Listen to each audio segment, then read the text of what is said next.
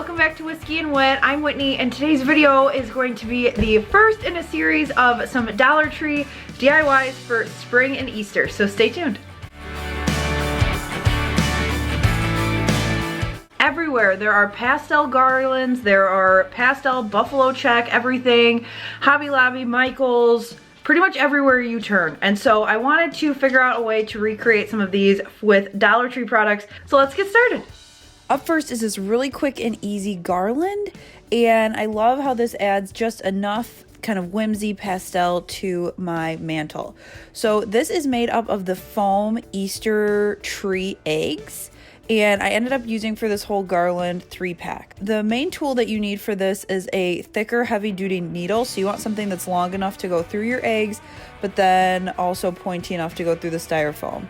So I went through, just quickly pulled out the string that you would use to hang it on the Easter tree, and then I started at the bottom, pushed my way through the top, and then I just really used that process to string on the eggs. Now you're going to want to be careful at the top there, because as you can see, some of the styrofoam's coming off. A little bit is no big deal, but if you pop it in too quick, some of them I actually broke. I pushed it through too much and the whole top of the egg went flying off. And so you don't want that, because then you just have like a weird like semicircle sad looking egg situation. So you want to make sure that you go through and take your time, but it really took me about 10 minutes to make this, and it is super simple. Last step that I don't have footage of, take it outside and give it a really good spray with some hairspray, and you won't have a glitter explosion all over your house. Up next is this super cute crate. I'm so pleased with how this turned out. I really love also how it goes really well with that little bunny container that I made last year. So this is made up of actually St. Patrick's Day signs, and I did that because they have a plethora of those and I could find 4 the same size at the store. And then you're also going to need some of these wood cutouts, and then I just used all Dollar Tree greenery, but you can use whatever greenery you have on hand or that you want to use. Step 1 is to take apart your signs, and so first thing I did was get rid of the little hanger on the back, and then I just started using some muscle to pop the signs apart. They are Dollar Tree, so once you find that seam, they will come apart pretty easily. You just go ahead and pop that off, and then you're going to want to save one of the actual signs, so then that way you've got a bottom to your crate. Then you're also going to need something to hold it together. So what I used are some cutout Dollar Tree rulers to the right size. I happen to have these left over, and I'm on a kick of trying to get stuff out of my like craft stash. So I ended up using those, but you could easily use some of the large popsicle sticks from the Dollar Tree. Then it's time to paint, so I went through and painted all of the edges in white Waverly chalk paint and then let them dry. Also, you're going to want to make sure to paint the backside of that one sign that you kept, so then that way that can be the bottom of your crate and it will be white. And then I really only needed to paint one side of these sticks, so if you're using the popsicle sticks, you can paint both sides if you really want to, but you're not going to see it once you get the floral in there. So then once everything was dry, I took my glue gun and started to assemble. So you're going to reassemble the one sign backwards, so it's kind of like a farmhouse frame around it, and that's going to give you the bottom. Then I lined up my signs evenly how I wanted them, and then I just used hot glue with the painted side out. So then that way, as you see through the slats, you're just going to have a white piece of wood, and the popsicle sticks would work exactly the same. It's really whatever you have on hand. Just make sure that that white painted piece is facing outwards so you don't have the unfinished wood, because that will stick out like a sore thumb. All I'm using here is regular hot glue, and it makes it pretty sturdy if you do that kind of crossing motion. Then you're going to want to take whatever shapes that you're going to use and paint them first white. Then you're going to want to create your different colors for the actual plaid. So you're going to need a white base, a middle color, which is white plus your darker color, and then for your squares, you're going to need a darker color. So here I've got, for example, white, pink with white, and then just the pink. Step 1 is to paint vertical stripes that are equal distance apart onto your wood cutouts, and I use tape to really space those out so that they are equal to me.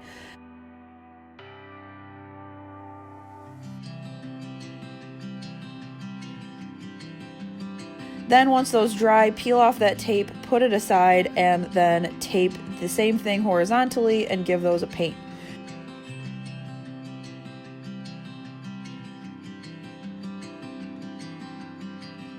You're going to want to put that tape right back where you pulled it off when you created your vertical stripes. So what I suggest is, if you're a little intimidated by this, mark the tape. So then that way you have an X where the tape goes back on. So even with the paint over the top, you know where that tape goes back. And then also you have the same size tape and the same piece that you used before. When I go to put the tape back on, you can see that where the paint has been. So it kind of helps you figure out where to put it back. I use it as kind of a little tool. And then you're going to take your third color, which in this case is just purple straight out of the bottle, and paint the squares that are exposed. And that will give you the final step of your buffalo plaid.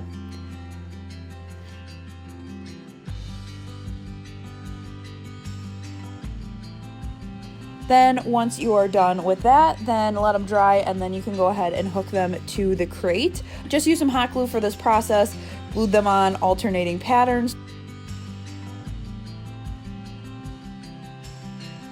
And then I went through and added these Dollar Tree florals. I really love them, especially the greenery. They did really good with some of them this year. Obviously not everything's great, but if you go through and cut out each piece to its own little stem, it goes in much easier, and then you're able to create a situation like this instead of having to really just stick the pick in the center and call it a day.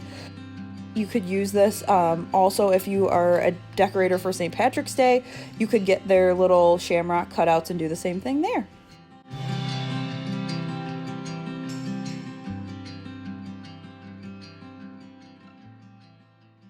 And finally, this is my Easter take on Farmhouse beads, and honestly I put these together on a whim to use up some extra supplies, and they're one of my favorite things I've made to date. So I used some of the extra foam eggs that I had from before and the rest of the cutouts just because I needed one of each of them. And I went through and assembled these strands the same way that I did with the garland from the beginning of this video. I did one string of every color from the pack, which I believe is 5 or 6 eggs. You could do it as however long or short that you want. And then once you make it through all of the eggs, I knotted each end so they stayed together. Then I went through and used my lighter pastel color, so the acrylic plus white, and painted these. Again, you could make these the plaid. You could really customize these however you want. And then I went through and made a tassel for the other end that was not going to have a wood cutout on it. So I wrapped the twine around my hand, and then within that circle I tied the top of it. Then I went through and tied the top of my tassel, so then that way that was all secure, and then I cut the bottom. I am not the best at explaining how to create tassels. I struggle every time I make a video, so if this is not resonating with you, just go ahead and search for a how to make a tassel video. You know, just have to accept my strong suits and things I struggle at. And so then finally I took that extra strand, tied on the tassel to the one end, and then tied on one of my wood cutouts to the other end. I tied it 3 times just to make sure that nothing was going to move on you, nothing was going to go anywhere, and that everything was secure.